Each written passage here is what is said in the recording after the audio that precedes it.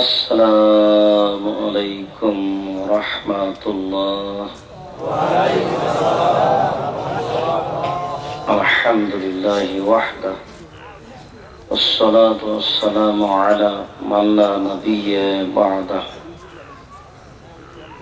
أعوذ بالله من الشيطان الرجيم. وما آتاكم الرسول فخذوه وما نهاكم عنه فانتهوا. عن عائشة رضي الله تعالى عنها قالت قال رسول الله صلى الله عليه وسلم من أحدث في أمرنا هذا ما ليس منه فهو رد. رواه البخاري ومسلم. সম্মানিত উপস্থিতি, প্রশংসা আল্লাহর জন্য, শান্তি অবতীর্ণ হোক আল্লাহর রাসূলের উপর সাল্লাল্লাহু আলাইহি ওয়াসাল্লাম।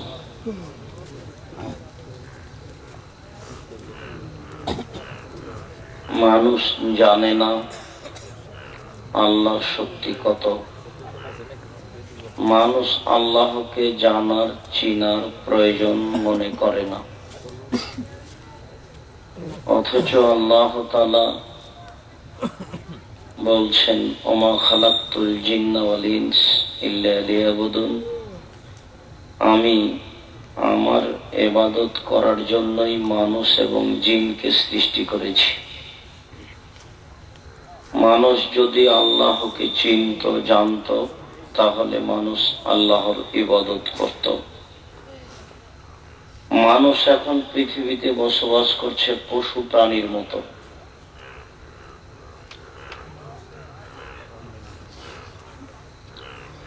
অথচ আল্লাহ তাআলা মানুষকে পশু প্রাণীর মতো হয়ে বসবাস করার জন্য সৃষ্টি করেননি। আল্লাহ তাআলা বলছেন তিন, ডমর ফলের কসম, ও জাইতুন, জাইতুন ফলের কসম, ও তুরে সিনিন, সাইনা পাহাড়ের কসম, ও হাদাল বালাদিল আমিন, এই মক্কা শহরের কসম। লাকাদ খালাকনাল ইনসানা ফি আহসানি তাকওয়িম, আমি মানুষকে অতীব উত্তম করে সুন্দর আকৃতিতে সৃষ্টি করেছি। আমি তার আকৃতি দিয়েছি সুন্দর, অতীব উত্তম করে সুন্দর করে সৃষ্টি করেছি। সুম্মা রাদাদনাহু আসফালা সাফিলিন, অতঃপর যখন আমার উদ্দেশ্য পূর্ণ হয়নি, আমাকে মানেনি, তখন আমি তাকে সর্বনিম্নে উল্টা ফিরিয়েছি। মানুষ যে পশু হয়ে যায় এ কথা মানুষ বুঝে না, যে আমি এখন পশু। মানুষ যে জ্ঞান শূন্য হয়ে যায়, মানুষ যে বুদ্ধি বিবেকহীন হয়ে যায়, মানুষ যে নিজেকে ভুলে যায়, এটা মানুষ বুঝে না। এ কারণেই তার ভুলে যাওয়া সহজ হয় এবং আল্লাহকে না চিনে তার চলা থাকা ফেরা সহজ হয়। আজকের এই দিনে বৈঠক রাস্তাঘাটে মানুষ ধরে না। আমি বুঝলাম যে আমি খুব দেরি করে এসেছি, আপনাদের ধৈর্যের চ্যুতি ঘটিয়ে এসেছি বলে আমিও মনে করছি, যদিচ আমি 1টার সময় গাড়িতে উঠেছি। তাহলে এখানে পৌঁছিতে মোটামুটি 9 ঘন্টা মতো লাগলো, বা 9.5 ঘন্টা। আমি এতে রাস্তাতেই আছি। আমি আসতে আমার ব্যাপারে অলসতা করিনি, তবে আল্লাহ তাআলা বলছেন ওমা তাশাউনা ইল্লা আইয়াশা আল্লাহ, তোমার চাওয়া চাওয়া নয়, আল্লাহ যা চান তাই হয়। মানুষ যেটা চাই সেটাই হবে এটা কথা নয়। আল্লাহ যা চান সেটা হবে।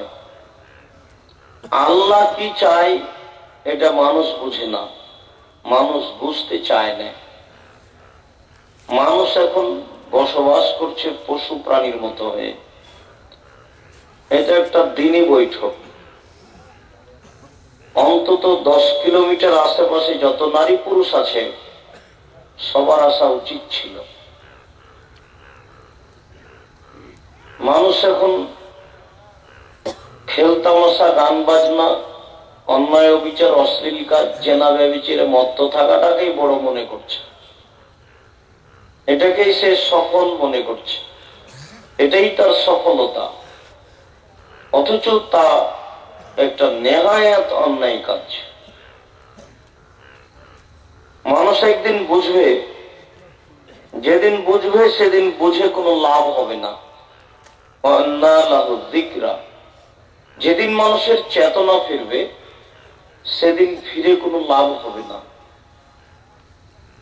মানুষের বিচার হবে, মানুষের তো বিচার হবেই, পশু প্রাণীরও বিচার হবে। একটা শিংওয়ালা ছাগল যদি একটা অশিংওয়ালা ছাগলকে গুতা মেরে থাকে, তাহলে আল্লাহ তাআলা বিচারের মাঠে অশিংওয়ালা ছাগলকে শিং দিয়ে বলবেন, তুমি গুতা মেরে পরিশোধ করে নাও। মানুষের তো বিচার হবেই, পশু প্রাণীরও বিচার হবে। মানুষের বিচার হবে এটা মানুষ বুঝে না। আল্লাহ তাআলা বলছেন, ইয়া ইবনা আদম লাউ আতাইতানি বিশাই, আমার জন্য যদি কিছু সময় বের করো, আমার জন্য যদি অল্প সময় বের করো, তাহলে আমি তোমার দুইটা কাজ করব। আমলা ইয়াদাকা গানান ওয়া আসুদ্দু ফাকরা, আমি তোমার হাতকে, আমলা ও গানাকা সাদরান, আমি তোমার মনকে, বক্ষকে টাকা দিয়ে পূর্ণ করে দেব। আমি তোমার হাতকে টাকা দিয়ে পূর্ণ করে দেব। আর তুমি যদি আমার জন্য সময় বের না করো, তাহলে আমি তোমার দারিদ্রতাকে বন্ধ করব না। তুমি যত পয়সা ইনকাম করো না কেন, তোমার দারিদ্রতা বেড়ে যাবে। আল্লাহ তাআলা বলছেন, আদম সন্তান, আমার জন্য যদি কিছু সময় বের করো, তাহলে আমি অর্থ সম্পদ দিয়ে তোমার হাতকে পূর্ণ করে দেব আর তোমার দারিদ্রতা বন্ধ করে দেব।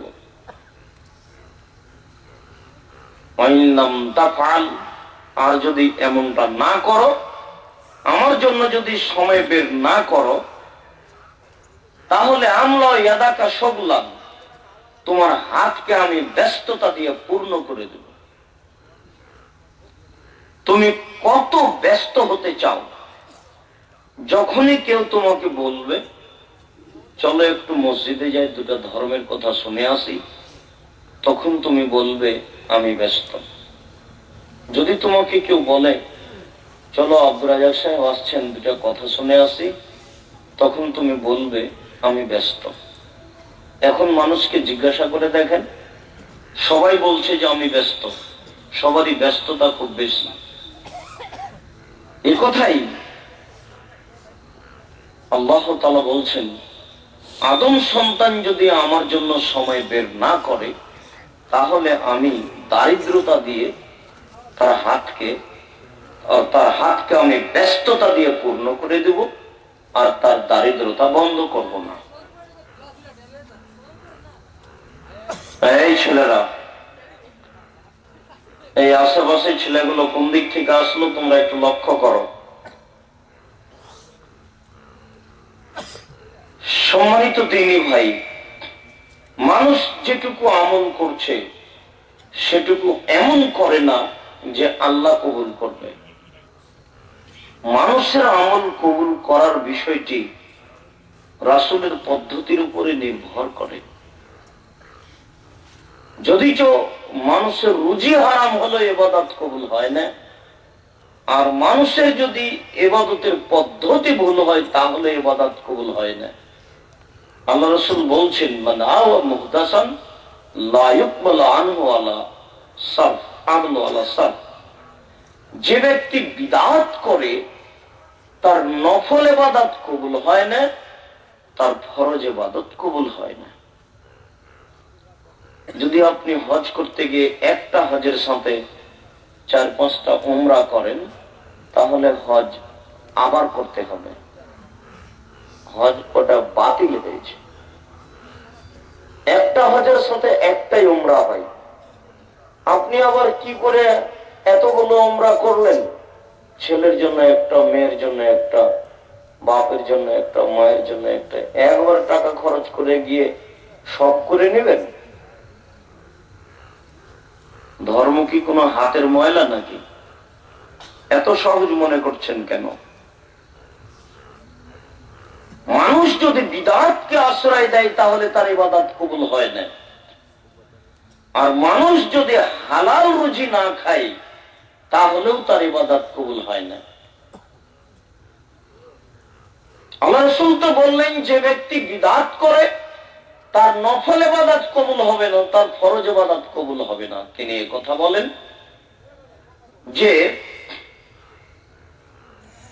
একজন ব্যক্তি সফরে আছে বিদেশে এবং বিপদগামী, এরপরে হাত তুলে আল্লাহর দরবারে প্রার্থনা করছে যে আমি বিপদে, তুমি আমাকে উদ্ধার করো।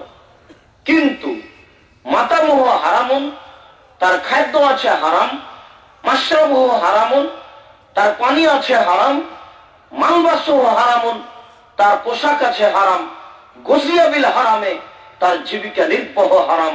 আন্না ইস্তাজাবু লাহু, তার দোয়া কি করে কবুল হতে পারে? যদি পোশাক হারাম থাকে ইবাদত কবুল হবে না, যদি খাদ্য হারাম থাকে ইবাদত কবুল হবে না, যদি পানি হারাম থাকে ইবাদত কবুল হবে না। মানুষ যদি 200 টাকা দিয়ে একটা কাপড় কিনে, 199 টাকা আছে বৈধ, আর 1 টাকা আছে ওই ধান বিক্রি করা যেই ধানের ওসর বের করা হয়নি। 199 টাকা হচ্ছে বৈধ টাকা, আর 1 টাকা ওই ধান বিক্রি করা টাকা যে ধানের ওসর বের করা হয়নি।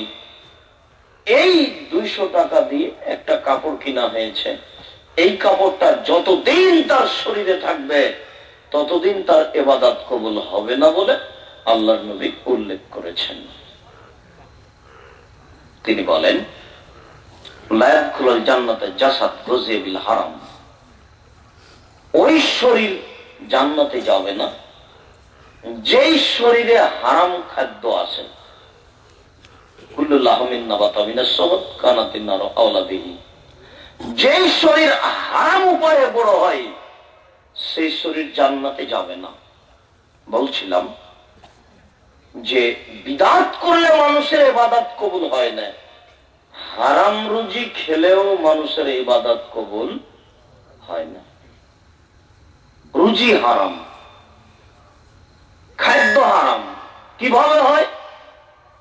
সুদ খেলে হয়, ঘুষ দিলে হয়, ওসর যাকাত বের না করলে হয়, ডেস্টিনিতে চাকরি করলে রুজি হারাম হয়, জিজিএন লাইফ ইন্স্যুরেন্স এগুলোতে চাকরি করলে রুজি হারাম হয়, ঠেঙ্গামারা আসাদ রাত এসব এনজিওতে চাকরি করলে রুজি হারাম হয়। অস্পষ্ট যেসব ব্যবস্থাপনা আছে উপার্জনের, এসব উপার্জনের ব্যবস্থাপনায় থাকলে রুজি হারাম হবে। তিনি বলেন, আল হালাল বাইয়িন, হালাল হচ্ছে স্পষ্ট, আল হারাম বাইয়িন, হারাম হচ্ছে স্পষ্ট। হালাল স্পষ্ট মানে ভ্যান চালিয়ে যে পয়সা উপার্জন হচ্ছে এটা আপনার হালাল, খান। আপনি আপনার জমিতে যে শস্য উপার্জন করছেন এটা আপনার হালাল, খান। যদিচ মানুষ এখন হজ করতে যেতে চাইলে অনেকে জমি বিক্রি করে যেতে চাচ্ছে, জমি আবার যেটুকু নিজে কিনেছে সেটুকু বিক্রি করবে না, তাতে তার সন্দেহ আছে। বাপের পৈতৃক সম্পত্তি যেটুকু পেয়েছে সেখান থেকে বিক্রি করে হজ করতে যেতে চাই। তার মানে সে এটা খুব ভালো বুঝে যে হারাম টাকা হলে হজ কবুল হবে না। কিন্তু এটাও বোঝা প্রয়োজন ছিল যে হারাম খাদ্য থাকলে ইবাদত কবুল হয় না।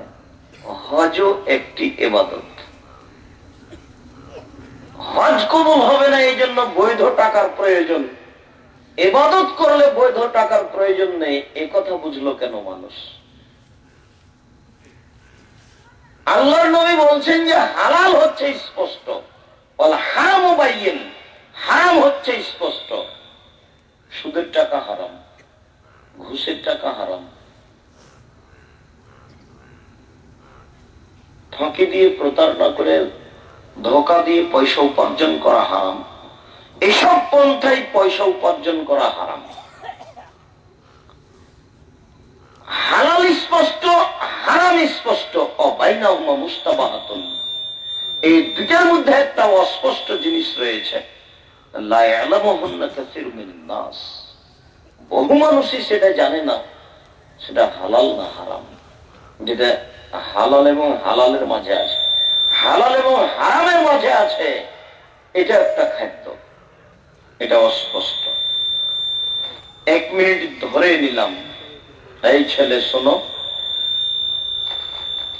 আমি বলেছি তোমার ডেস্টিনির চাকরি হারাম, তোমার ডেস্টিনির ব্যবসা হারাম, আর এক হুজুর বলেছেন হালাল। তো এটা কি স্পষ্ট হলো না মধ্যে পড়ে গেল? মধ্যে পড়ে গেল। যদি আমার কাছে অস্পষ্টতা নেই, তোমার হুজুরের কাছে আছে, আমার কাছে অস্পষ্টতা নেই। কেন আমার কাছে নেই? আমার কাছে অস্পষ্টতা এই জন্য নেই যে 5,000 টাকা দিয়ে তুমি একটা চিটাগাঙে গাছ কিনেছ, ভালো কথা কিনেছ, তো তোমাকে আরো 2-4 জন সদস্য ঠিক করতে হচ্ছে কেন? কি ব্যাপার, এটা কেন? আচ্ছা, তোমার টাকা আসে কেন? কি কারণে তোমার কাছে টাকা আসে? মাসে মাসে 200-400 করে যে টাকা আসে, কেন আসে? তুমি কি চাকরি করো এখানে? ডেস্টিনির মালিক বলবে যে আমি 5,000 লোককে চাকরি দিলাম, তারাকে আমি 10,000 করে মাসে বেতন দিব, তারা আমার প্রচার করে বেড়াবে।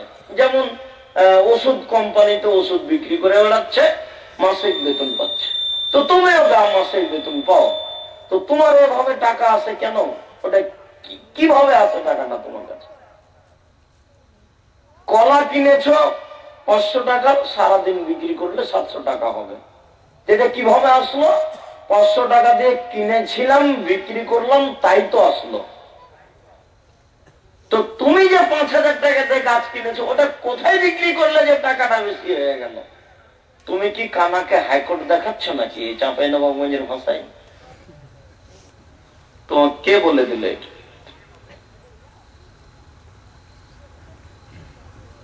তোমাকে সতর্ক করার জন্য আরেকটা বাক্য সামনে বলে আমরা যাচ্ছি। সেটা হচ্ছে রাসূল সাল্লাল্লাহু আলাইহি ওয়াসাল্লাম বলছেন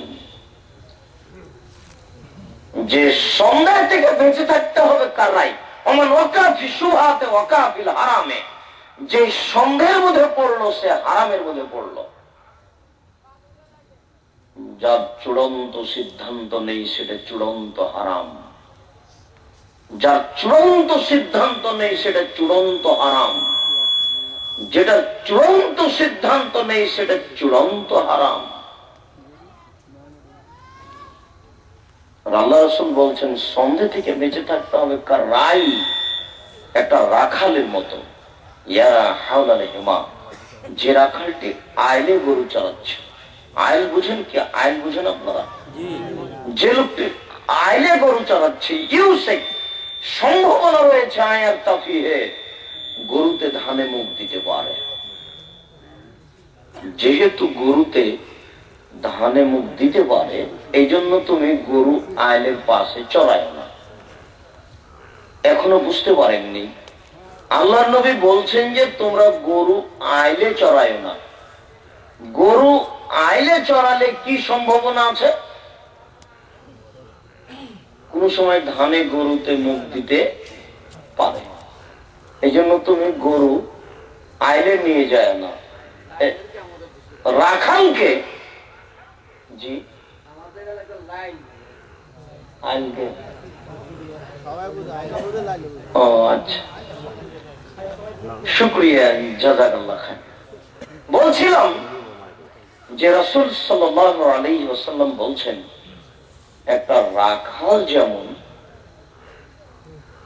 আইলে গরু চড়া থেকে বেঁচে থাকে, কেন? সম্ভাবনা রয়েছে গরুতে ধানে মুখ দিতে পারে।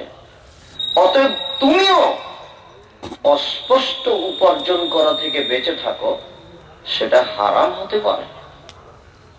হারাম উপার্জন করো না, হারাম থেকে তুমি বেঁচে থাকো।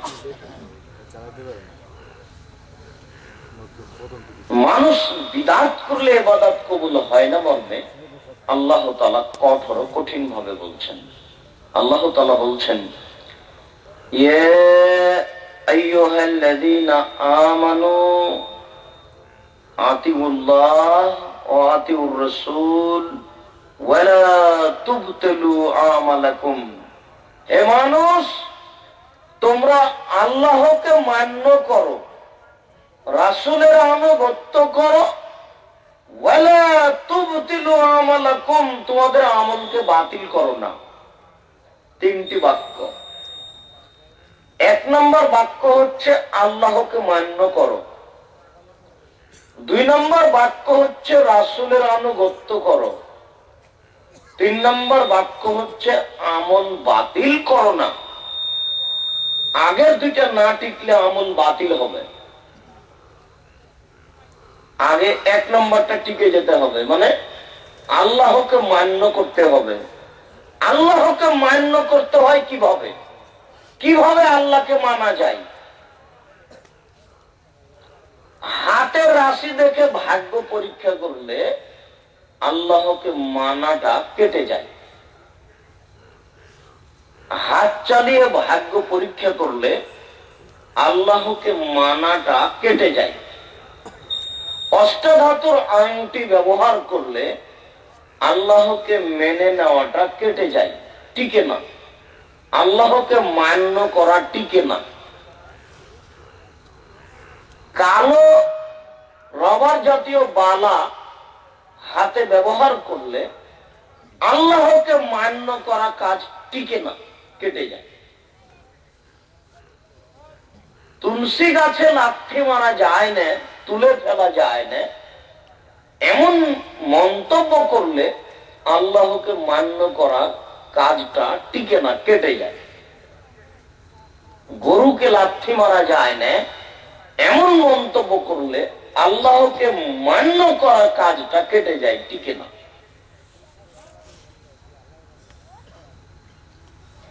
ড্রাইভার ভালো তাই গাড়ি অ্যাক্সিডেন্ট হলো না, এই কথা বললে আল্লাহকে মান্য করা কাজটা কেটে যায়। ডাক্তার ভালো তাই বাচ্চা বেঁচে গেল, এই কথা বললে আল্লাহকে মান্য করার কাজটা কেটে যায়, টিকে না। জন্মদিবস পালন করলে টিকে না।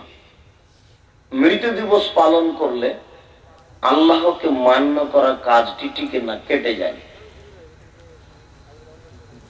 26শে মার্চ, 16 ডিসেম্বর, 21শে ফেব্রুয়ারি, 1 বৈশাখ, 31 নাইট, এসব দিন দিবসগুলি মানলে আল্লাহকে মান্য করার কাজটি কেটে যায়। শিখা চিরন্তন, শিক্ষা অনির্বাণ, এগুলো মানলে আল্লাহকে মেনে নেওয়ার কাজটা কেটে যায়।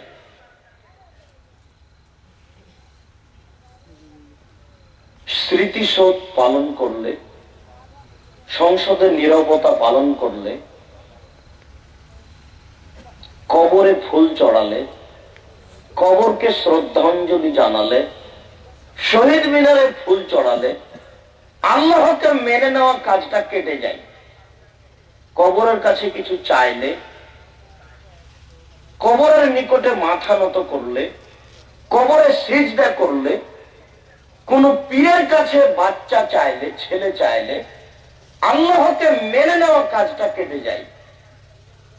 এক নম্বর, আল্লাহকে মান্য করো। দুই, রাসূলের আনুগত্য করো। ওয়ালা তুবতিলু আমালাকুম, যা কিছু বললাম এক নম্বরে বলেছি, এইগুলি করলে আমল বাতিল হবে, 3 নম্বর বাতিল হবে। 2 নম্বর হচ্ছে রাসূলের আনুগত্য করা। রাসূলের আনুগত্য কি জিনিস? নতুন দোকান করেছেন, নতুন দোকান চালু করার জন্য 2 জন হাফেজিয়া মাদ্রাসা থেকে 2 জন ছেলে ডেকে নিয়ে এসেছেন। কোরআন তেলাওয়াত করছেন দোকানে কোরআন তেলাওয়াত করে উদ্বোধন করলে রাসূলের আনুগত্য কেটে যাবে। নতুন ঘরে কোরআন তেলাওয়াত করলে হুজুর দিয়ে, হাফেজ দিয়ে আল্লাহর আনুগত্য কেটে যাবে। এই ছেলে, পাশে কেউ কথা বলবে না, তোমরা যারা দায়িত্ব পালন করছো তারা একটু খেয়াল করো। বাম পাশে রাস্তা নাকি কোনো মানুষ হাঁটে নাকি সেদিকে খেয়াল করো। আশেপাশে কোনো ছেলে যেন দাঁড়িয়ে না থাকে, কথা না বলে, এ ব্যাপারে তোমরা সোচ্চার হও। পাশে কথা বলছে, তোমরা এখানে আছো, এটা তোমাদের অযোগ্যতার প্রমাণ। কেন কথা বলবে? হিসাব করো না।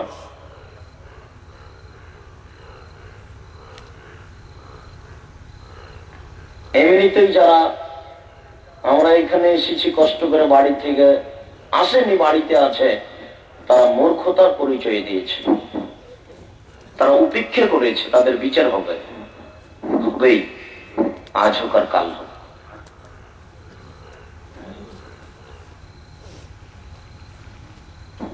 সম্মানিত দ্বীনি ভাই, রাসূলের আনুগত্য কেটে গেলে ইবাদত কবুল হবে না।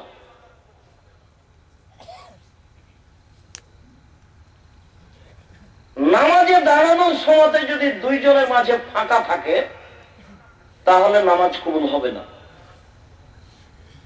2 জনের মধ্যে ফাঁকা বন্ধ করতে হবে। নামাজে দাঁড়িয়ে যদি একজন আগে থাকে একজন পিছে থাকে, আধ হাত, 1 হাত, 10 আঙ্গুল, 2 আঙ্গুল, তাহলে ইবাদত কবুল হবে না। এতে রাসূলের আনুগত্য কেটে যায়।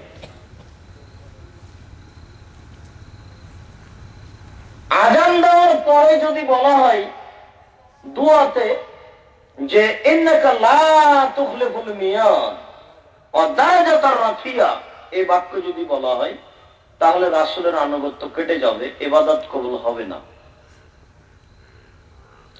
যোহর, আসর, মাগরিব, এশা, ফজর এসব সালাতের পূর্বে যদি বলা হয় নাওয়াইতু উসাল্লি 4 রাকাতিন লিজোহরে, জোহরের সালাতের 4 রাকাত নিয়ত করছি, এ মর্মে যদি কোনো বক্তব্য বা মন্তব্য পেশ করা হয় তাহলে ইবাদত কবুল হবে না, এতে রাসূলের আনুগত্য টিকে না। সবাই মিলে যদি কবরের চতুর্দিকে দাঁড়িয়ে হাত তুলে দোয়া করে তাহলে রাসূলের আনুগত্য কেটে যাবে, ইবাদত কবুল হবে না। সবাই মিলে যদি জানাজার পরে, সভা সমিতির পরে, বিবাহের পরে ঈদগাহের মাঠে দলবদ্ধভাবে হাত তুলে দোয়া করে তাহলে রাসূলের আনুগত্য কেটে যাবে, ইবাদত কবুল হবে না। ঈদের মাঠে গিয়ে যদি বলে আসেন আসেন নামাজ শুরু হতে যাচ্ছে, এই বলে যদি চিৎকার করে তাহলে ইবাদত কবুল হবে না, আনুগত্য কেটে যাবে। পুনরায় শাবানে যদি কলকারখানা, অফিস আদালত, কোর্ট কাছারি, শিক্ষা প্রতিষ্ঠান সবকিছু বন্ধ করে গোসল করে আতর গোলাপ মেখে রাতে জেগে দিনে রোজা থাকে তাহলে ইবাদত কবুল হবে না, রাসূলের আনুগত্য কেটে যাবে।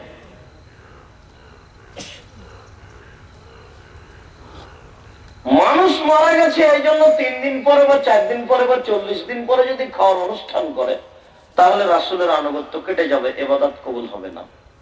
মানুষ মরার পরে যদি তার কবরে কোরআন তেলাওয়াত করে নেকি বক্সিয়ে দেয় তাহলে মানুষের ইবাদত কবুল হবে না, রাসূলের আনুগত্য কেটে যাবে।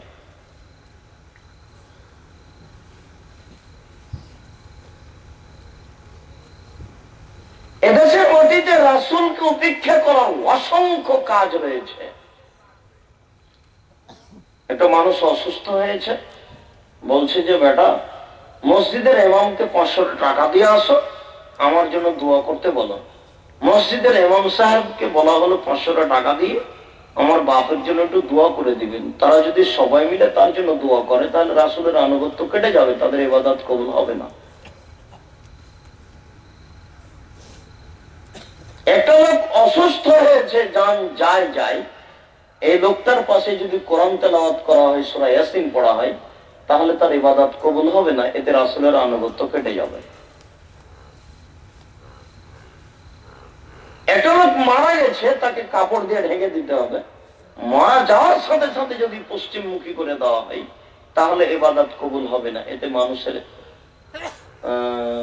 এতে রাসূলের আনুগত্য কেটে যাবে।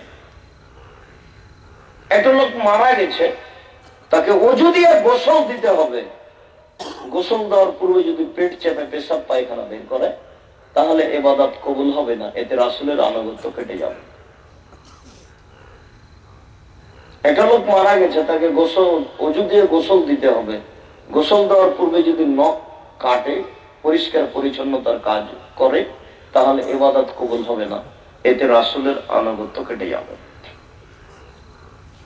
সালাম ফেরার পরে পরে যদি মানুষ মাথায় হাত দেয় তাহলে রাসূলের আনুগত্য কেটে যাবে, এতে ইবাদত কবুল হবে না। সালাম যদি মানুষ এক হাতে না দিয়ে 2 হাতে দেয় তাহলে রাসূলের আনুগত্য কেটে যাবে, এতে ইবাদত কবুল হবে না। সালাম দেওয়ার পরে যদি মানুষ হাতখান আগে মুখে নেয়, মুখে চুমা দিয়ে বুকে লাগায় তাহলে মানুষের ইবাদত কবুল হবে না, এতে রাসূলের আনুগত্য কেটে যাবে। রোজা ইফতারের সময় যদি একটু দেরি করে ইফতার করে, যে পেট কি বের হয়ে যাচ্ছে, আমি কি পেটু, এ বলে যদি 2-1 মিনিট দেরি করে তাহলে রাসূলের আনুগত্য কেটে যাবে, এতে ইবাদত কবুল হবে না। তাড়াতাড়ি ইফতার করতে হবে, প্রয়োজনে 1 মিনিট আগে হয়ে যায়, নির্ধারিত যে সময়সীমা দেওয়া আছে তার চেয়ে 1 মিনিট আগে ইফতার করতে হবে, পরে নয়। 1 মিনিট পরে ইফতার করলে ইবাদত কবুল হবে না, এতে আনুগত্য কেটে যাবে।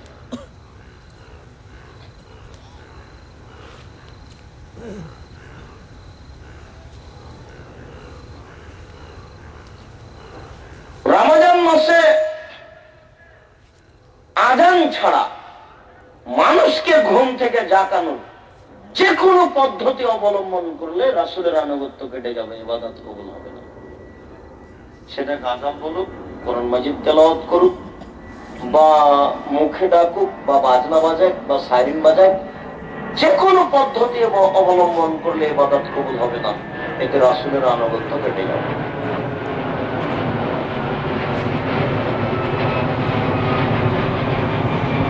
দোয়া শেষে বলতে হবে আমিন সুম্মা আমিন। মানুষ যদি বলে বিরাহমাতিকা ইয়া রাহমান রাহিমিন অথবা বিহাক্কি লা ইলাহা ইল্লাল্লাহ, এসব বাক্য যদি ব্যবহার করে তাহলে মানুষের ইবাদত কবুল হবে না, এতে রাসূলের আনুগত্য কেটে যাবে। মানুষ হজ করতে গিয়ে একটা উমরার পরিবর্তে যদি একাধিক উমরা করে তাহলে রাসূলের আনুগত্য কেটে যাবে, এতে মানুষের ইবাদত কবুল হবে না। আল্লাহ তাআলা বলেন, ইয়া আইয়ুহাল্লাযীনা আমানু, হে বিশ্বাসীগণ, আতিউল্লাহ, তোমরা আল্লাহকে মান্য করো, ওয়া আতিউর রাসূল, রাসূলের আনুগত্য করো, ওয়ালা তুবতিলু আমালাকুম, তোমরা তোমাদের আমলকে বাতিল করো না। এই দুইটার যে কোনো একটা কেটে গেলে আমল বাতিল হবে। আমি মনে হয় কথাটা বুঝাতে পারছি না। এটা কোরআন মাজিদের আয়াত, এখানে 3টা বাক্য আছে। 1 নম্বর বাক্য বলা হয়েছে যে আল্লাহকে মেনে নিতে হবে। আল্লাহকে মেনে নেওয়ার একটা ছোট অর্থ হলো শিরক করা যাবে না। বুঝতে পেরেছেন? যদি আপনি মায়ের কসম করেন, মায়ের কসম, তাহলে আল্লাহর আনুগত্য কেটে যাবে। যদি বলেন চোখের কসম, তাহলে আল্লাহর আনুগত্য কেটে যাবে। যদি আপনি মাদুলি তাবিজ ঝুলান গলায় হাতে মাঝে, তাহলে আল্লাহর আনুগত্য কেটে যাবে। আপনার টাকা হারিয়ে গেছে, যদি ফকিরের কাছে যান, গণকের কাছে যান, একটু দেখেন তো আমার টাকাটা কে নিয়েছে, এ কথা বললেই আল্লাহর আনুগত্য কেটে যাবে। বাড়ি থেকে বের হয়ে গেছেন, তারপরে কলমটা ভুলে গেছেন, বা একটা বই ছেড়ে এসেছেন, আহা পরীক্ষা দিতে বের হয়েছিলাম, এখন আবার বাড়িতে ফিরে যাব, কেমন হয় না, বাড়িতে ফিরে যাব না। বাড়িতে ফিরে যাওয়াটা কেমন মনে হচ্ছে, বাড়িতে ফিরে যাওয়া কেমন মনে হচ্ছে, এটা মনে করলে আল্লাহর আনুগত্য কেটে যাবে, ইবাদত কবুল হবে না। ফিরে যাওয়া কেমন মনে হচ্ছে, এটারই নাম হচ্ছে শিরক। কাজ গিয়ে দেখা গেল কাজ হলো না, তখন বলছেন কি ব্যাপার, কাজ হলো না কেন? আহা বাড়ি থেকে বের হয়েছিলাম, তখন অমুক মহিলার সাথে দেখা হয়েছিল, ওই মহিলার সাথে দেখা হওয়ার কারণে কাজটাই হলো না। এমন মন্তব্য করলে আল্লাহর আনুগত্য কেটে যাবে, ইবাদত কবুল হবে না। এই ছেলেটা ওই গাড়িতে না উঠে যদি এই গাড়িতে উঠতো তাহলে অ্যাক্সিডেন্ট হতো না, তার হাতটা ভেঙে যেত না। এরকম মন্তব্য করলে আল্লাহর আনুগত্য কেটে যাবে, ইবাদত কবুল হবে না। আল্লাহ তাআলা বলছেন, তোমরা আল্লাহকে মান্য করো, রাসূলের আনুগত্য করো, তোমাদের আমল বাতিল করো না। বলেন তো কিভাবে আমল আল্লাহর আনুগত্য কেটে যায়? কি করলে? শিরক করলে। বলেন তো আল্লাহর আনুগত্য কেটে যায় কি করলে? শিরক করলে আল্লাহর আনুগত্য কেটে যায়। রাসূলের আনুগত্য কেটে যায় কিভাবে? ইবাদত তার পদ্ধতিতে না করলে। রাসূলের আনুগত্য কিভাবে কেটে যায়? বলেন তো রাসূলের আনুগত্য কিভাবে কেটে যায়? ইবাদত তার পদ্ধতিতে না করলে। যতই ইবাদত করেন আপনি, টুঙ্গির আখেরি মুনাজাতই যথেষ্ট এই টুঙ্গি অবৈধ হওয়ার জন্য। টুঙ্গির ইজতেমা যে হারাম, টুঙ্গির ইজতেমা যে নাজায়েজ, টুঙ্গির ইজতেমা যে হারাম, টুঙ্গির ইজতেমা যে নাজায়েজ, এখানে যাওয়া যে পাপের কাজ, এই শেষ মুনাজাতই তার জন্য যথেষ্ট। এমন কোন মায়ের সন্তান কিয়ামত পর্যন্ত জন্ম নিবে না যে টুঙ্গির আখেরি মোনাজাতের বৈধতা দিতে পারে। চ্যালেঞ্জ করলাম দেশের সরকার সহ, দেশের আলেমুলামা সহ, অফিস আদালত সহ, হায়াত পর্যন্ত সময় থাকলো, দেখি কোন মায়ের ওটা জন্ম নিয়েছে। টুঙ্গির আখেরি মোনাজাত, টুঙ্গির মাঠে যাওয়া হারাম। টুঙ্গির এই মাঠে গেলে পাপ হবেই। টুঙ্গির আখেরি মোনাজাত যদি জায়েজ হয়, আল্লাহর নবী শেষ বৈঠকে আরাফার মাঠে ছিলেন, তখন লোক সংখ্যা ছিল 6 লক্ষ, তিনি হাত তুলে দোয়া করলেন না কেন? টুঙ্গির আখেরি মোনাজাতে যত মানুষ উপস্থিত হয়েছে, আপনার আরাফার মাঠে এবছর তার চেয়ে বেশি মানুষ ছিল। এবছর আরাফার মাঠে 1 কোটি মানুষ ছিল। তো সবাই মিলে হাত তুলে দোয়া করলো না কেন? মক্কার ইমাম হাত তুলে দোয়া করলেন না কেন? তুমি মনে রেখো, সারা দুনিয়ার মানুষ যদি টুঙ্গিতে চলে আসে, সারা দুনিয়ার মানুষই পাপী। সারা পৃথিবীর নারী পুরুষ, হিন্দু মুসলমান বৌদ্ধ খ্রিস্টান সবাই যদি চলে আসে টুঙ্গির আখেরি মোনাজাতে, সমস্ত মানুষই পাপী। এর বৈধতার কোন সুযোগ নেই। আখেরি মোনাজাতই যথেষ্ট এই নাজায়েজ হওয়ার জন্য। আখেরি মোনাজাত করতে হবে, প্রেম প্রীতির কথা বলতে হবে, বিবাহ পড়াতে হবে, জেনা করতে হবে, এই সময়তে সব কবুল হয়ে যাবে। হ্যাঁ, সারা বছর অকাম ঘটে এসে এখানে হাত তুলে দোয়া করলে সব মাপ হয়ে যাবে। ধর্ম কি হাতের ময়লা? ধর্ম কি আল্লাহ মানুষের হাতে দিয়ে দিয়েছে? বিচার আচার, কবরের বিচার এবং জাহান্নামের বিচার সবকিছু মানুষের হাতে। লা তামলিকু নাফসুন লিনাফসিন শাইআ ওয়াল আমরু ইয়াওমাইযিন লিল্লাহ। বিচারের মাঠ এমন একদিন মাঠ, যেদিন কোন মানুষের কোন কাজে আসবে না। এর নাম বিচারের মাঠ। মানুষ জানে না বিচারের মাঠ কাকে বলে। আল ইয়াওমা লা তামলিকু নাফসুন লিনাফসিন শাইআ ওয়াল আমরু ইয়াওমাইযিন লিল্লাহ। বিচারের মাঠ এমন একটা মাঠ, যেদিন কোন মানুষের কোন কাজে আসবে না। মানুষ তো দূরের কথা, ইব্রাহিম আলাইহিস সালাম টিকবেন না। বিচারের মাঠ আপনাকে কি দিয়ে বুঝাবো বিচারের মাঠ কাকে বলে? মানুষ তো দূরের কথা, যেখানে ইব্রাহিম আলাইহিস সালাম টিকতে পারেন না, সেটা কত কঠিন জায়গা, কে বুঝে সেটা, কে জানে সেটা? মানুষ কে দাম দেয় আল্লাহকে, কে দাম দেয় রাসূলকে, কে দাম দেয় কোরআন মাজিদকে? কোরআন মাজিদ এখানে একটা সুন্দর কাপড় দিয়ে জড়ানো হয়েছে, তাকে শুধু সুন্দর কাপড় দিয়ে জড়িয়ে রাখা হয়েছে। কোরআন মাজিদ একটা বিধান বই, এটা পড়তে হবে। ও রাব্বুকা ইয়ালামু মা তুকিন্নু সুদুরুহুম ওয়া মা ইউক্লিনুন, আপনার প্রতিপালক জানেন আপনি যা অন্তরে গোপন রাখেন, যা প্রকাশ করেন। এরকম বাক্য কে পড়বে, কে বুঝবে? ওয়াল্লাহু লা ইলাহা ইল্লা হুয়া, তিনি ছাড়া কোনো মাবুদ নেই। লাহুল হামদু ফিল উলা ওয়াল আখিরাহ, প্রশংসা তার শুরুতে, প্রশংসা তার শেষে। ওয়ালাহুল হুকমু ওয়া ইলাইহি তুরজাউন, ফয়সালা তারই চূড়ান্ত, পৃথিবীর সকল মানুষকে তারই কাছে ফিরে যেতে হবে। এসব কোরআন মাজিদ কে পড়বে, কে বুঝবে? আয়াত আয়াতই আছে, সুন্দর করে কাপড় দিয়ে জড়িয়ে রেখে দেওয়া হয়েছে। স্ত্রীকে যদি বলা হয়, আমি যদি বলি যে ভাই আপনি একটু আপনার বাড়ি থেকে কোরআন মাজিদটা এনে দেন তো, তখন আপনার স্ত্রী একবারে কাপড়ের সাথে হাতে কাপড় জড়িয়ে সম্মান করে কোরআন মাজিদ ধরে। কোনদিন কেউ পড়ে না।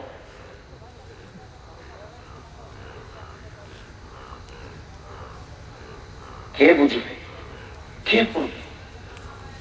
সব ধান্দাবাজ।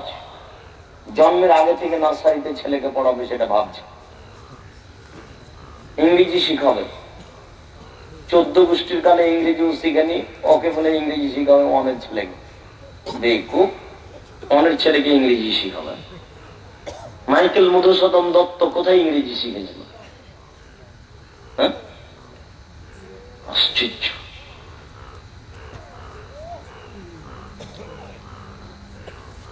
মানুষ বোকা হয়ে গেলে এরকমই হয়।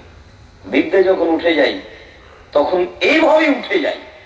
কই কেউ তো পড়া প্রয়োজন মনে করে না, অথচ আল্লাহ তাআলা বলছেন আর রহমান আল্লামাল কোরআন, রহমান তিনি যিনি কোরআন শিক্ষা দিয়েছেন, খালাকাল ইনসান যিনি মানুষকে সৃষ্টি করেছেন। বিদ্যাই বলতে কোরআন, কোরআন ছাড়া কোনো বিদ্যা নেই। শিক্ষামন্ত্রী জানে না বিদ্যা কাকে বলে, শিক্ষামন্ত্রীকে আবার পড়তে হবে। শিক্ষামন্ত্রীর জানা নাই বিদ্যা কাকে বলে। জনাব, বিদ্যা যদি আপনি দেখাতে চান জাতির কাছে, তাহলে অন থেকে নিয়ে পিএইচডি পর্যন্ত সব জায়গাতে কোরআন রাখতে হবে, বাধ্য।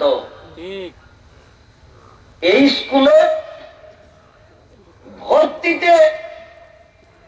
ভর্তি হওয়ার জন্য যেটা 1 নম্বর সাবজেক্ট হবে সেটা হবে কোরআন। যার কোরআন মুখস্থ বেশি, যে কোরআন বেশি বুঝে, তারই রেজাল্ট ভালো, এটাতে আসতে হবে।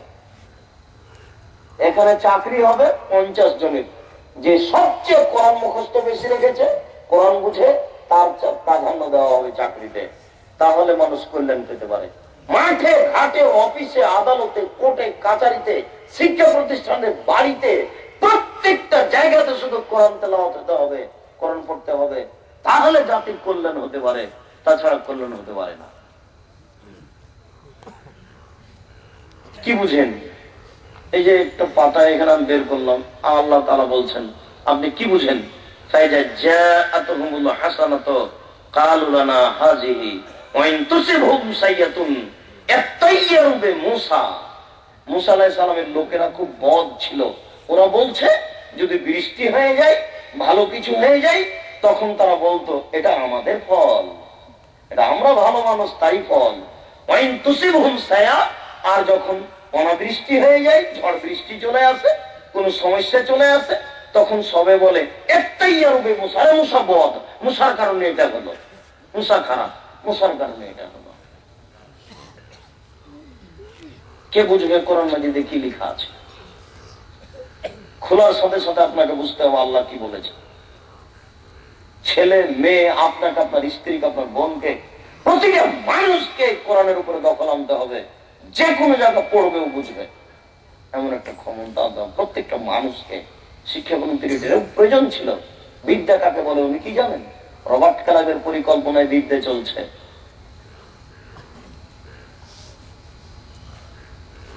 আল্লাহকে মান্য করুন, রাসূলের আনুগত্য করুন, তাহলে ইবাদত টিকবে, তাছাড়া টিকবে না। কেউ বুঝে না আল্লাহকে মান্য করা কি আর রাসূলের আনুগত্য করা কি। এদেশের নেতা নেত্রী, নারী পুরুষ কেউ বুঝে না, একজন সামান্য হুজুর তো সব প্রায় 3 নম্বর শ্রেণীর হুজুর।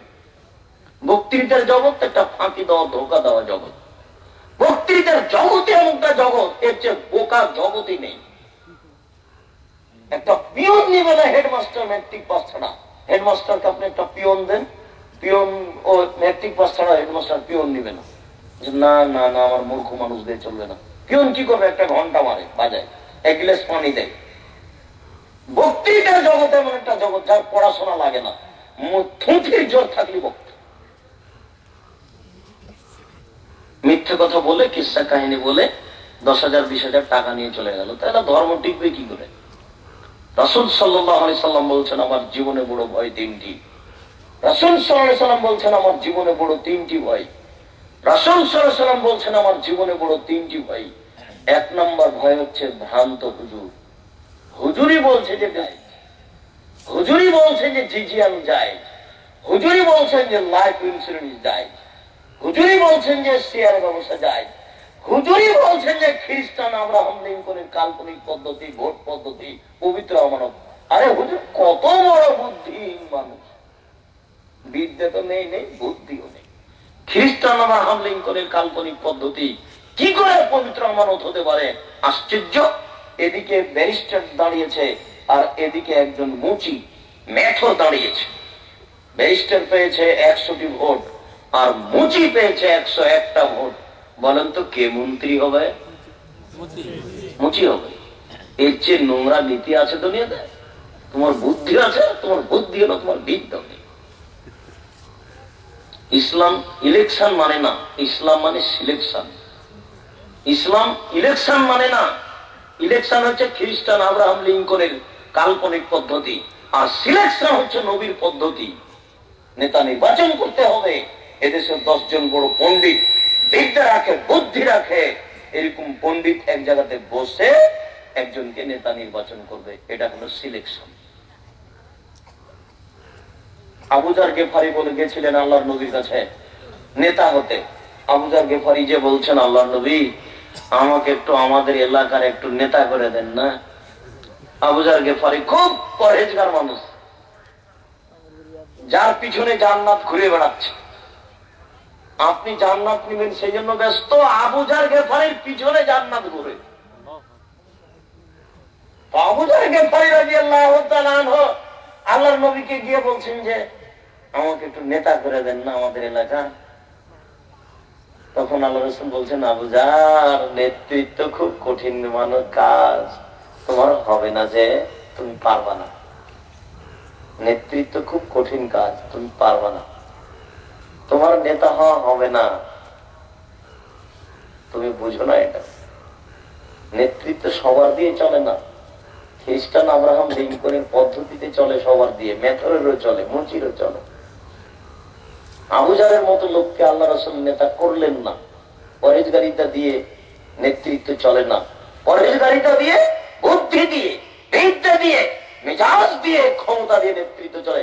ওমর দিয়ে চলে, আবু যার গেফারি দিয়ে চলে না। নেতৃত্ব কাকে দিয়ে চলে? ওমর রাদিয়াল্লাহু তাআলা দিয়ে চলে, আবু যার গেফারিকে দিয়ে চলে না।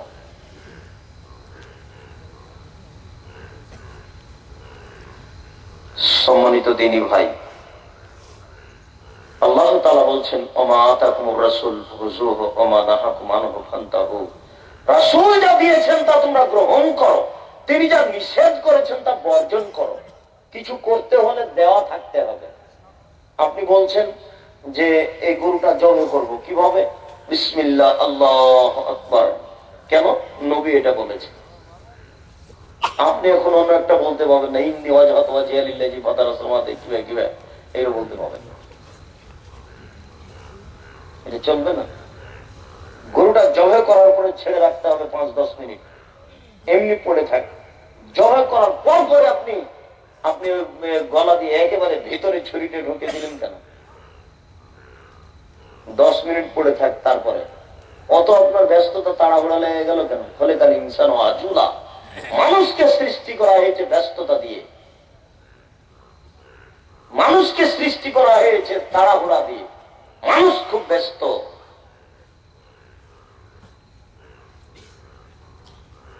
সম্মানিত দিনী ভাই, আল্লাহ তাআলা বলছেন রাসূল যা দিয়েছেন তা গ্রহণ করো, তিনি যা নিষেধ করেছেন তা বর্জন করো।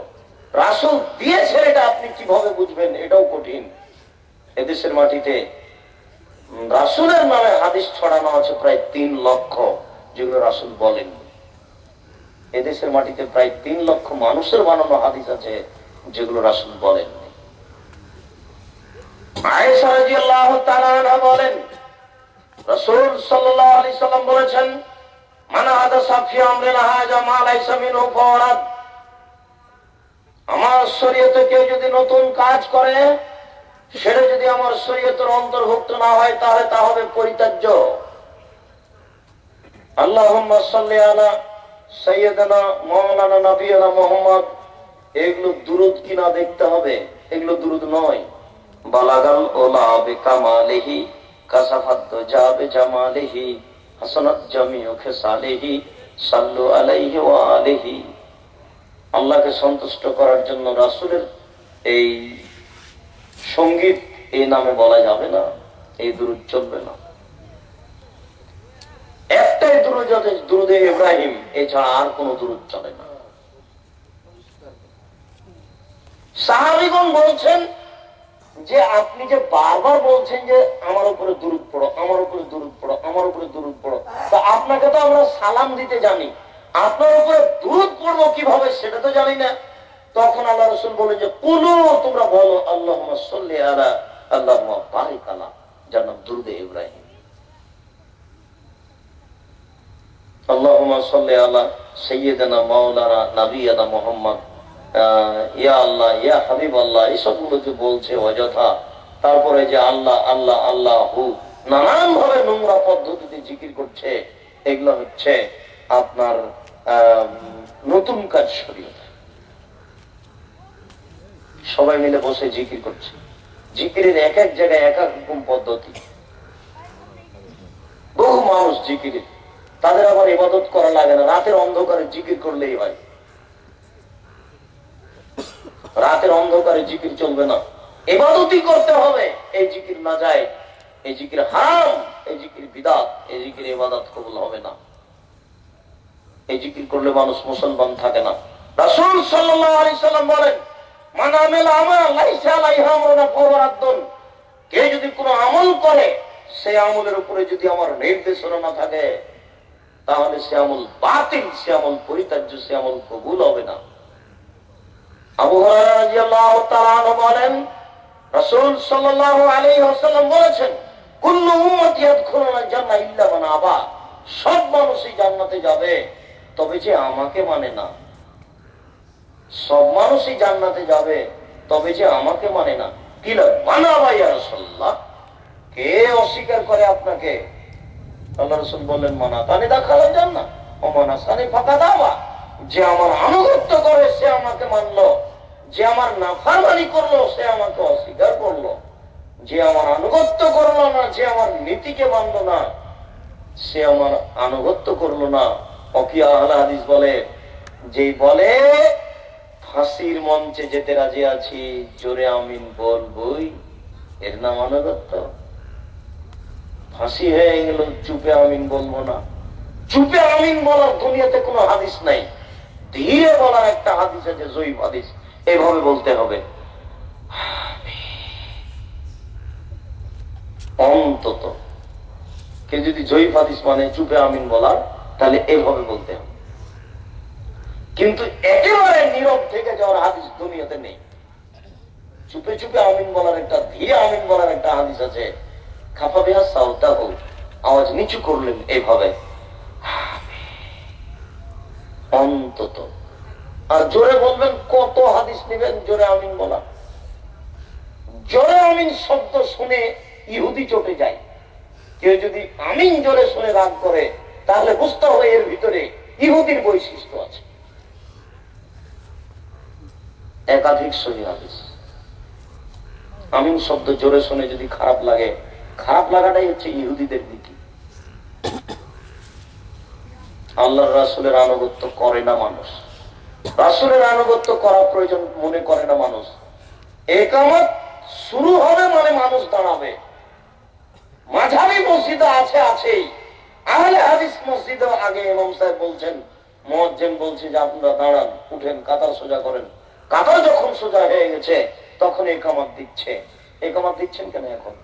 এখন আপনি ইকামত দিচ্ছেন কেন? এইটুকু হুঁশ জ্ঞান নাই, বুদ্ধি নেই? ইমাম সাহেব বলবেন ইকামত দেন, তখন ইকামত শুরু হয়ে যাবে, সবাই দাঁড়াবে। ইকামত মানে দাঁড়ান। দাঁড়িয়ে যে ইকামত কেন? কত অন্যায়!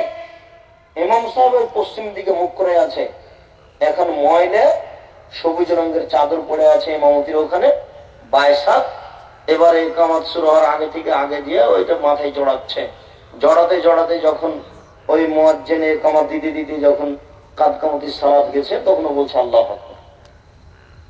শেষই করেনি, আল্লাহু আকবার বলছে। কত বড় অযোগ্য ইমাম, কত বড় অযোগ্য ইমাম, কত বড় মূর্খ ইমাম, কত বড় অজ্ঞ ইমাম, কত বড় মূর্খ ইমাম। দুইজন মানুষ থাকলো ইমাম সাহেব, মুক্তাদির দিকে মুখ করে বলতে হবে কাতার সোজা করুন, তারপরে আল্লাহু আকবার বলবেন। বহু মানুষ তো দূরের কথা, যদি দুইজন থাকে, দুইজন, তবু বলতে হবে কাতার সোজা করুন। আপনার চেয়ে সাহাবীগণ অনেক সচেতন, আপনার চেয়ে সাহাবীগণ অনেক সচেতন, আপনার চেয়ে সাহাবীগণ নবীকে অনেক বেশি মানতেন। তাহলে একটা মানার বাস্তব বুখারী মুসলিমের হাদিস দেখাই। রাসূল নামাজ শুরু করেছেন তো জুতা পায়ে দিয়ে নামাজ শুরু করেছেন। জুতা পায়ে দিয়ে নামাজ পড়া যায়, তো জুতাতে ময়লা ছিল, ময়লা, পেশাব পায়খানা কিছু ছিল। তো জিবরাইল আলাইহিস সালাম এসে বলছেন জুতা খুলুন, জুতা খুলে ফেলেন, জুতাতে ময়লা আছে। তো আমাদের নবী জুতা খুলে দিয়েছে। সাহাবীগণ ওই নামাজের অবস্থাতে জুতা খুলে দিয়েছে। এখন সালামের পরে আল্লাহ রাসূল বলছেন কি ব্যাপার, তোমরা জুতা খুললে কেন? এই যে আপনাকে দেখলাম নামাজের মধ্যে আপনি খুলে দিয়েছেন, সেজন্য আমরা খুলে দিই। আল্লাহ রাসূল বলছেন আরে না না, জিবরাইল আমাকে এখন বললো যে আপনার জুতাতে ময়লা আছে, এই জন্য আমি খুলেছি, তোমরা খুললে কেন? আপনাকে আমি কি বুঝালাম বলেন তো? আমি কি বুঝালাম? আনুগত্য দেখালাম, বলা লাগেনি। তাহলে তারা কত সচেতন। এরপরও আল্লাহ নবী 23 বছর জীবনে কোন একদিন কোন এক অক্ত কাতার সোজা করুন, কাঁধে কাঁধ মিলিয়ে দাঁড়ান, এই কথা না বলে নামাজ শুরু করেছেন, তার প্রমাণ নেই। না, কথা বুঝাতে পারলাম না। সাহাবীগণ এত সচেতন হওয়ার পরেও 23 বছর জীবনে কোন একদিন কোন এক অক্ত বলেননি যে কাতার সোজা করুন, নামাজ শুরু করে দিয়েছেন, এটা ঘটেনি। কথা আমার বুঝতে পারেননি? দুইজন মানুষ থাকলেও প্রতি অক্তেই বলেছেন কাতার সোজা করুন, কাঁধে কাঁধ মিলিয়ে দাঁড়ান। আর এই হুজুর বাইতুল মুকাররমের হুজুরই একদিনও বলেন। কিভাবে আনুগত্য টিকতে পারে? জাবের রাদিয়াল্লাহু তাআলা আনহু বলেন, জাত মালায়েকাতুল নবী সাল্লাল্লাহু আলাইহি ওয়াসাল্লাম ওয়া নায়েম, একদল ফেরেশতা নবীর কাছে আসলেন, নবী তখন ঘুমন্ত। ফাকালা বাজুমিনা না ইন্নাহু নায়েম, কিছু কিছু সাহাবী বললেন যে ইনি ঘুমিয়ে আছেন। কিছু কিছু সাহাবী বলছেন ইন্নাল আয়না নায়মাতুন অলকাল ইয়ারজান, তার চক্ষু ঘুমিয়ে আছে বটে, তবে তার অন্তর জেগে আছে। ফেরেশতাগণ বলছেন এই ব্যক্তি একটা দৃষ্টান্ত রয়েছে, ইন্নাল সাহিবুকুম হাযা মাসালান ফাজরুল্লাহ মাসালান, তোমাদের এই সঙ্গীর একটা দৃষ্টান্ত রয়েছে, তোমরা সেই উদাহরণ বর্ণনা করো। তখন সাহাবীগণ ফেরেশতাগণ কিছু বললেন যে তিনি ঘুমন্ত, কিছু বললেন না তিনি ঘুমিয়ে আছে, তবে চোখ ঘুমিয়ে আছে, অন্তর জেগে আছে, কিছু বললে বুঝবে। তখন কিছু ফেরেশতা বলছেন যে তার দৃষ্টান্ত হচ্ছে একজন লোকের মতো বানা দাঁড়ান।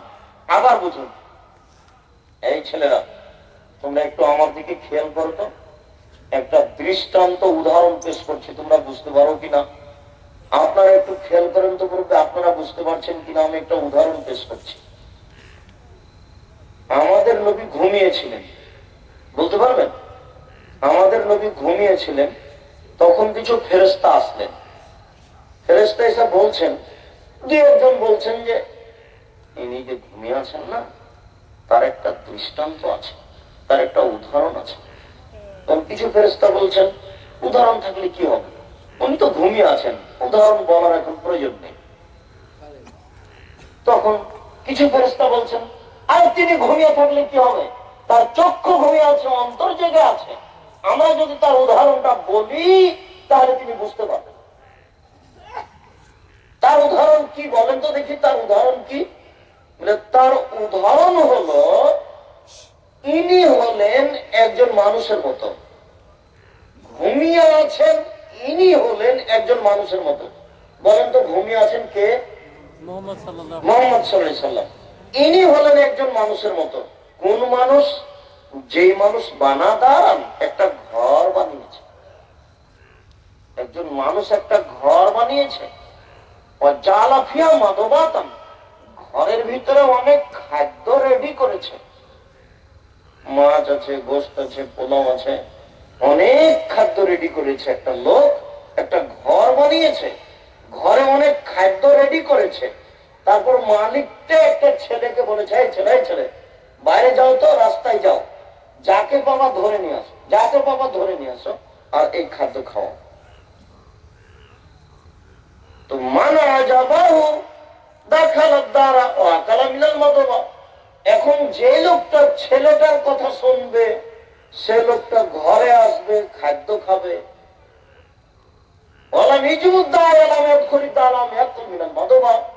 যে লোকটা ছেলেটার কথা শুনবে না, সে ঘরে আসবে না, সে খাদ্য খাবে না। ফেরেশতাগণ বলছেন যে কিভাবে যে বললেন উদাহরণ বুঝতে পারলাম না, উদাহরণটা যে কিভাবে বললেন বুঝতে পারলাম না, আরো বুঝিয়ে বলেন তো। তখন বাকি ফেরেশতা বলছেন, আরে শোনেন শোনেন, ঘরটা হলো জান্নাত। ঘরটা কি? ঘরটা হলো জান্নাত। আর যিনি ডেকে বেড়াচ্ছেন উনি হচ্ছেন মুহাম্মদ সাল্লাল্লাহু আলাইহি ওয়াসাল্লাম। যেই ব্যক্তি মুহাম্মাদের কথা শুনবে, সে ব্যক্তি জান্নাতে চলে আসবে, খাদ্য খাবে। আর যে ব্যক্তি মুহাম্মাদের কথা শুনবে না, সে ঘরে আসবে না, খাদ্য খাবে না। তাহলে ঘরটা হলো জান্নাত, আর যিনি ডেকে বেড়াচ্ছেন তিনি হলেন মুহাম্মদ সাল্লাল্লাহু আলাইহি ওয়াসাল্লাম। মুহাম্মাদুন ফারকুন বাইনান নাসে, মুসলমান এবং কাফের মধ্যে পার্থক্যকারী হচ্ছেন মুহাম্মদ সাল্লাল্লাহু আলাইহি ওয়াসাল্লাম। মুহাম্মদকে মানে যারা, তারা হলো মুসলমান, মুহাম্মদকে মানে না যারা, তারা হলো কাফের। খোলাখুলি কথা। এবার শোনেন আরেকটা। আনাস রাদিয়াল্লাহু তাআলা আনহু বলেন, জাআত সালাসাতু রাহাতিন ইলা নবী সাল্লাল্লাহু আলাইহি সাল্লাম, তিনজন লোক নবীর নিকটে আসলেন। অহম ইয়াসালুনা আন ইবাদাতি নবী সাল্লাল্লাহু আলাইহি সাল্লাম, তারা রাসূলের ইবাদত সম্পর্কে জানতে চায়। তারা বলছে এসে যে একটু রাসূলের ইবাদতটা বলেন তো। ওই সময় রাসূল বাড়িতে ছিলেন না, হয়তো আয়েশা রাদিয়াল্লাহু তাআলা না বলেছেন বা কেউ বলেছেন, হ্যাঁ রাসূল রাতে তাহাজ্জুদ পড়তেন 8 রাকাত, ঘুমিয়ে থাকতেন, মাঝে মধ্যে সিয়াম পালন করতেন, এরকম। তো তারা রাসূলের ইবাদত শুনে তারা বলছে যে না, হবে না। কান্নাহুম তাকাল্লুহা, রাসূলের সময় ইবাদত আমাদের করে হবে না, আমাদের বেশি করতে হবে। কেন? ইন্নাল্লাহা কাদ গাফারাল্লাহু লাহু মা তাকাদ্দামা মিন যামবিহি ওয়া মা তাআখারা। আরে রাসূলের তো আগের পাপও ক্ষমা, পরের পাপও ক্ষমা। রাসূলের কোনো পাপই নেই, আমাদের পাপ আছে। রাসূলের সমান ইবাদত করলে কি হবে? রাসূলের চেয়ে বেশি করতে হবে। বুঝতে পারলেন না মনে হয়? তিনজন মানুষ রাসূলের বাড়িতে এসেছিলেন, তখন রাসূল বাড়িতে ছিলেন না। তো বাড়িতে যারা আছে তারাকে জিজ্ঞাসা করেছেন, একটু ইবাদত সম্পর্কে বলেন তো। আয়েশা রাদিয়াল্লাহু তাআলা বলেছেন ইবাদত হচ্ছে এই এই এই। তখন তারা তিনজন বলছেন, না না না, হবে না। এইভাবে ইবাদত করে আমাদের হবে না, রাসূলের সমান ইবাদত করে আমাদের হবে না। কেন হবে না বলেন তো? রাসূলের সমান ইবাদত করলে কেন হবে না? কারণ তার আগের গুনাহ মাফ, পরের গুনাহ মাফ। এই জন্য যে রাসূলের আগের পরের সব পাপ ক্ষমা, আমাদের তো আর ক্ষমা হয়নি, আমাদের একটু বেশি করতে হবে। ফাকালা আহাদুহুম, তিনজনের একজন বলছে আম্মা আনা ফাউসাল্লি লাইলা আবা, আমি সারা রাত তাহাজ্জুদ পড়ব। একজন বলছে রাসূল তাহাজ্জুদ পড়েন রাত 2টায় উঠে, 10টাতে ঘুমিয়ে যান, 2টায় উঠেন, 4 ঘন্টা ঘুমিয়ে থেকে তাহাজ্জুদ পড়েন। আমাদের ওটা হবে সারা রাত নামাজ পড়বো? অকালাখার আনা আসুন নাহার অস্তের। দ্বিতীয় জন বলল প্রতিদিন রোজা থাকবো, সিয়াম পালন করবো, একদিন ছাড়বো না। অকালাখার আনা আতাজুল নেশা ফালাতা জাওয়াজ, আমি বিবাহ করবো না, বিবাহ থেকে বিচ্ছিন্ন থাকবো, বিবাহ ইবাদতের ক্ষতি করে। শুনুন, তিনজনের উদ্দেশ্য ভালো। যে ব্যক্তি রাতে তাহাজ্জুদ পড়বে, সারা রাত নামাজ পড়বে, যে ব্যক্তি রোজা থাকবে প্রতিদিন, এটাও ভালো কাজ। যে ব্যক্তি বিবাহ করবে না ইবাদতের জন্য, এটাও ভালো কাজ। আল্লাহ রাসূল বলছেন, শোনো, আনতুম কুনতুম কাযা ওয়া কাযা, তোমরা তিনজন এখনই এই মন্তব্য করলে, ইন্নী লা আখশাকুম লিল্লাহি ওয়া আতকাকুল্লাহু, পৃথিবীতে আমি তোমাদের সবার চেয়ে বড় পরহেজগার, আমি তোমাদের সবার চেয়ে বেশি আল্লাহকে ভয় করি। মনে রেখো, পৃথিবীতে সবচেয়ে বড় পরহেজগার আমি। সময়ে নিজের পরিচয় দেওয়া লাগে। আদম থেকে নিয়ে কিয়ামত পর্যন্ত সবচেয়ে বড় পরহেজগার মানুষ হচ্ছেন মুহাম্মদ সাল্লাল্লাহু আলাইহি ওয়াসাল্লাম। আদম থেকে নিয়ে কিয়ামত পর্যন্ত সবচেয়ে আল্লাহকে বেশি ভয় করেন মুহাম্মদ সাল্লাল্লাহু আলাইহি ওয়াসাল্লাম। এই কথা তিনি বলতে চাইলেন যে আমি যেহেতু সবচেয়ে বড় পরহেজগার, যেহেতু আমি সবচেয়ে আল্লাহকে বেশি ভয় করি, তাহলে সারা রাত নামাজ পড়লে আমি পড়ব, আর প্রতিদিন রোজা থাকলে আমি থাকব। এখনো কথা বুঝাতে পারিনি। আল্লাহ নবী কেন বললেন যে আমি সবচেয়ে বড় পরহেজগার? তার মানে সারা দিন প্রতিদিন রোজা থাকলে কোন ব্যক্তি থাকবে? যে বড় পরহেজগার। তো আমি বড় পরহেজগার, তো প্রতিদিন রোজা থাকলে আমি থাকবো, আর সারা রাত নামাজ পড়লে আমি পড়ব, আর বিবাহ বাদ দিলে আমি বাদ দিব। কিন্তু না, আসুমো অউফতির ওয়া তাযাওয়াজ, আমি রোজা থাকি, আমি রোজা বাদ দিই, প্রতিদিন থাকি না, প্রতি মাসে 3 দিন থাকি, বৃহস্পতিবার সোমবার থাকি, আমি প্রতিদিন থাকি না, আমি রোজা থাকি, আমি বাদ দিই, আমি তাহাজ্জুদ পড়ি, সারা রাত পড়ি না, এশার নামাজের পরে ঘুমিয়ে যাবো, 3টায় উঠবো, 4টায় উঠবো, 1 ঘন্টা তাহাজ্জুদ পড়বো। আমি রাতে নামাজ পড়ি, তবে সারা রাত পড়িবি না। অতাজাওয়াজ, আমার স্ত্রী আছে, আমি বিবাহ করি। আমার রাগেবা আমি সুন্নতি ফালাইসা মিন্নি, কেউ যদি আমার শরীয়ত উপেক্ষা করে চলে, তাহলে সে মুসলমান নয়। জোর করে কেউ যদি আপনার ইবাদত করতে চায়, তাহলে সে মুসলমান নয়। 1 লক্ষ বার দোয়া ইউনুস যদি পড়ে, তাহলে মুসলমান থাকবে না, মুসলমান থেকে বাদ পড়ে যাবে। 1 লক্ষ বার পড়বে কেন? কোটি বার পড়বে, 50 বার পড়বে, তার শক্তিতে যা কুলায় তা পড়বে। লা ইলাহা ইল্লাল্লাহ, লা ইলাহা ইল্লাল্লাহ জিকির করবে চুপে চুপে যতবার সম্ভব। লা ইলাহা ইল্লা আনতা সুবহানাকা ইন্নী কুনতু মিনাজ জালিমিন, এটা কেন পড়বে? সম্মানিত দিনী ভাই, আমি আপনাদের পরিস্থিতি এসে আঁচ করেছি, আপনারা খুব ব্যস্ততার মধ্যে ছিলেন, দুঃখিত। আমি আপনাদের এখানে এত পরে উপস্থিত হবো, এটা আমিও মনে করিনি। আপনাদের এত ব্যস্ততার পরেও আপনারা যেভাবে বসে আছেন, আমি আসলে আপনাদের শুকরিয়া আদায় করি। আমি আপনাদের শুকরিয়া আদায় করো তো বলছি, আবারও কোনোদিন আপনাদের সামনে সময় সাপেক্ষে বিষয়ভিত্তিক আলোচনা করবো বলে ইনশাআল্লাহ আশা রাখছি। আজকের মধ্যে এখন পর্যন্ত আমি রাস্তাতেই আছি, ধরে নেন। বৃহস্পতিবার সোমবার সিয়াম পালন করার অভ্যাস, আজকে সিয়াম ছিলাম, এখন পর্যন্ত আমি রাস্তাতেই আছি। আমি আপনার শুকরিয়া আদায় করি যে আপনারা এই আমার আসতে দেরি হওয়ার পরেও